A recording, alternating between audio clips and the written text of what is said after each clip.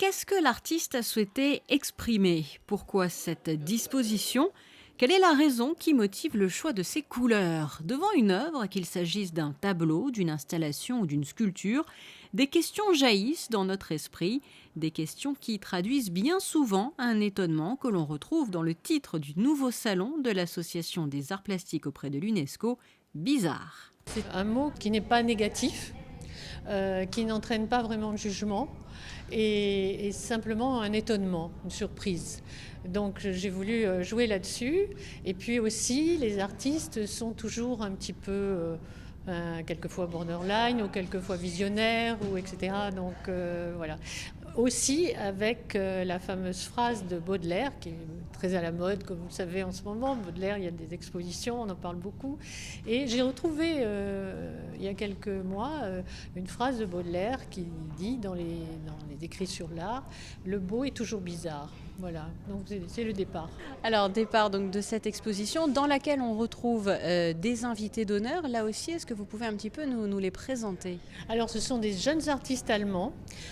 Pourquoi l'Allemagne a été choisie cette année? Parce que nous-mêmes, nous avons été depuis plusieurs années invités par des groupes d'artistes allemands dans plusieurs villes d'Allemagne.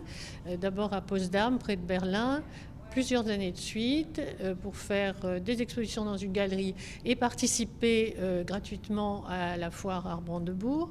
Et ensuite, nous avons aussi eu une grande exposition l'année dernière à Cologne, organisée par la mairie de Cologne.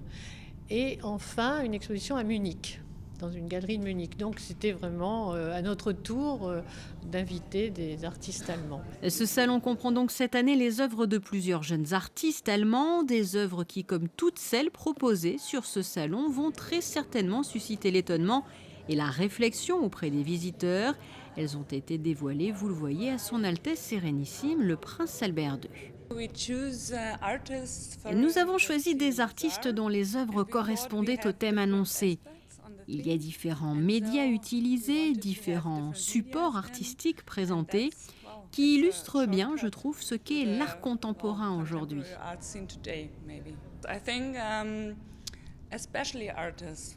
Je crois que lorsque les artistes, tout particulièrement, ressentent le besoin de créer et de passer à l'acte, c'est justement bizarre. Ils veulent s'exprimer et au plus on pense que quelque chose est bizarre dans nos esprits, au plus on crée quelque chose d'inspirant et d'intéressant. C'est ce que je ressens en tout cas selon moi et c'est ce qui nous fait continuer.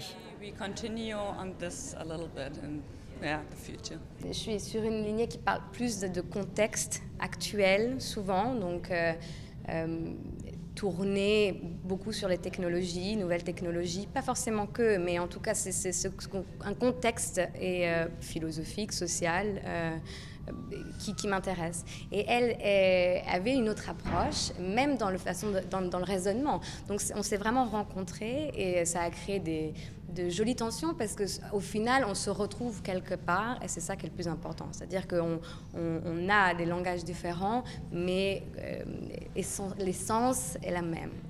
Artiste allemand, mais aussi artiste du comité national monégasque de l'AIAP auprès de l'UNESCO, une cinquantaine d'œuvres ont été sélectionnées et sont présentées chaque jour de 13h à 19h, salle d'exposition du quai Antoine Ier, jusqu'au 18 décembre.